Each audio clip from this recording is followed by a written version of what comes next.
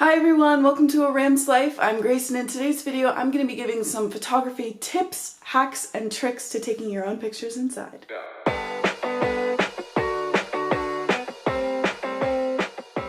I've been in quarantine long enough now and I'm starting to get into old hobbies, and so I've jumped back into my love for photography. Obviously I don't really have free reign, I can't really go outside and take pictures with my friends and stuff, but I have been coming up with creative ways to take them inside. I've been doing some research on Pinterest and online to come up with things to do, and a lot of the pictures all of the pictures that I've taken have happened inside my bedroom. So if you're in the same position as me, you want to be taking pictures, you want to keep yourself busy, but obviously you can't go outside, and you want to know what creative ways you can start taking your own pictures, keep watching.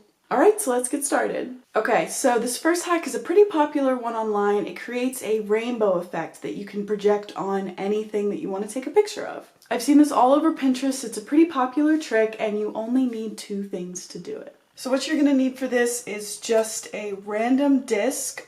This is the Office Season 5 disc 2. Any disc is going to work as long as at least one side is just plain. So you see how this has like words on it. Just make sure that one side is plain so that you're not reflecting the words onto your face. And then the only other thing you're going to need is a flashlight. I'm using my phone flashlight and that works just fine. So this next part, it's probably going to take a little bit of patience.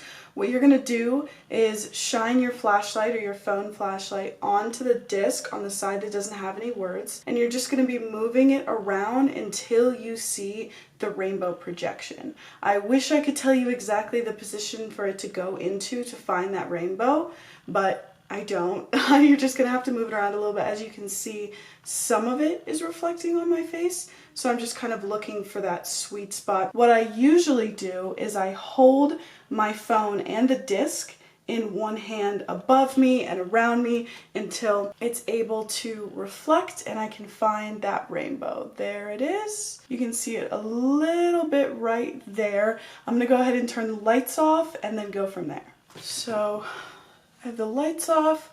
I can see the rainbow, but it's not exactly where I want it to be, so I'm just going to kind of move it around. So once again, I'm just reflecting it off the back of this disc, moving my flashlight around, trying to find that sweet spot.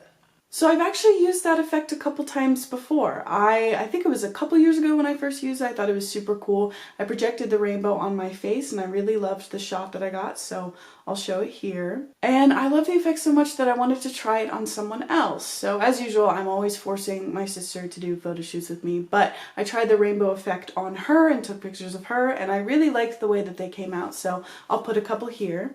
This one was a little tricky because in my own personal shot, my camera was on a tripod, but when I was taking pictures of my sister, I had to hold the disc and the flashlight in one hand and then my camera in the other, but I like the way that they came out, so I think it was worth it. Another way to add a really cool effect onto yourself or any object that you want to take a picture of is a projector. I just recently got my projector online. It's on Amazon. It looks like this. I will be sure to put the link down in the description. I set it up for the first time today. I took some pictures today and I really liked the way that they turned out. It's pretty simple. You can go online, you can find whatever picture or video it is that you want to project, prop up your projector and start posing. You can use solid colors, stripes, patterns, album covers. That was one of my favorite pictures that I got. I used the Tame Impala Currents album cover and I projected that on myself and I thought that was pretty cool. And what I will say is after I was editing them, I accidentally put one of them in black and white, and I really liked the way that that looked. And that made me realize that using a projector, you don't necessarily have to use it to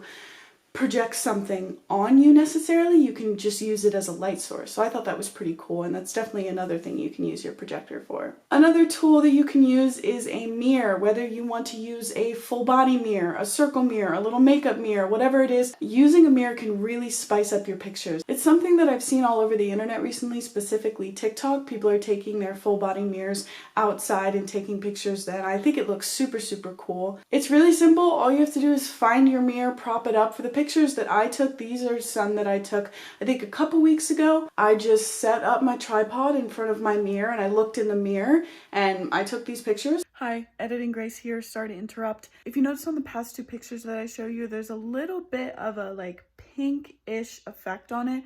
That is not a filter. I thought I'd talk really quickly about how I got that effect. It's like a soft pinkish.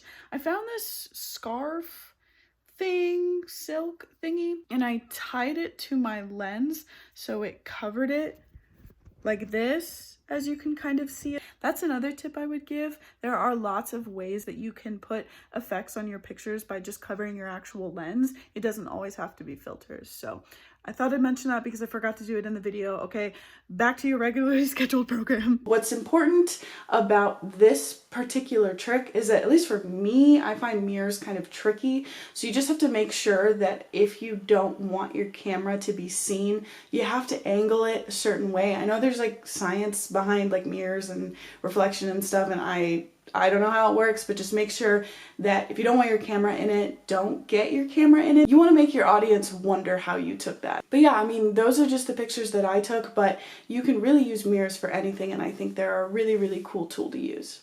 And lastly, something that I used in one of my photo shoots is my green screen. I got my green screen a couple years ago for my birthday, so I'm not 100% sure which particular brand it is, but if you go on Amazon and just look up green screen, I'm sure you'll be able to find something. What I really liked about using my green screen is that I could obviously control my background. I thought that was pretty cool. For this particular photo shoot, as I mentioned earlier in the mirror pictures, it was the same photo shoot.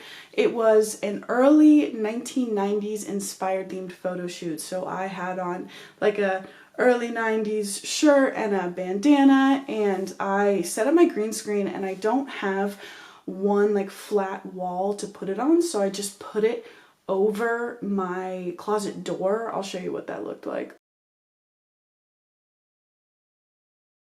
As you can see, it didn't really look like, at least for me, I didn't think it was gonna work because it was just set up so weird. But I'll go ahead and show you on the screen how the pictures came out. This is what they look like with the green screen behind them. I was just kind of doing some poses, trying some different things. Still wasn't sure if it was even gonna work. But then I threw my pictures into my editing software. Here, I'll show you what it looks like here. I think it turned out pretty cool. Another thing that you can do after you take your pictures is put them into editing software. So I use the app Prequel. It's a pretty popular one nowadays, so if you guys don't have that downloaded, I would definitely recommend it. Hi, sorry, me again, last time I promise. I just want to clarify that Prequel is an editing app for filters, so I use the app for the filter that's on that picture, not for the green screen effect. That is a separate software. So yeah, that is about all of the photography tips, tricks, and hacks that I have for you guys today. Hopefully you learned maybe a thing or two, and who knows, I mean, if you're really bored, you might try them out. I really recommend them. I think they've definitely kept me busy, and it's added more to my pictures than just a simple selfie. So yeah, I really hope you guys enjoyed today's video. If you did, feel free to give it a like and subscribe to A Ram's Life if you haven't already. Down in the description box below, you're going to see a link to my last video as well as my other YouTube channel that you can check out too. Alright, thank you guys again so much for watching, and I'll see you next time.